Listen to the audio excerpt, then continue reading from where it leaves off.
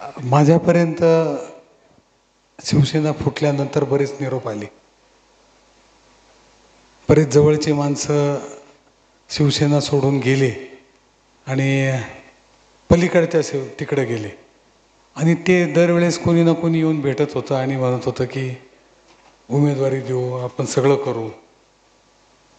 परंतु माझ्या सतत ते डोक्यात होतं की आपण उद्धव साहेबांना शब्द दिलाय आणि राजकारण संपलं तरी चालेल, आपल्याला शिवसेना सोडायची. राजकारण हा माझा व्यवसाय नाही आणि व्यवसाय नसल्यामुळे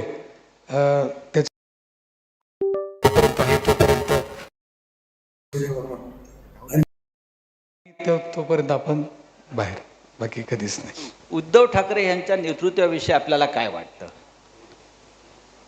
एका शब्दात सांगायचं म्हटलं तर जे सर्व महाराष्ट्र म्हणतो ते कुटुंब प्रमुख आणि ज्याला इंग्लिशमध्ये एकच शब्द आहे जेंटलमन, एवढा शब्द.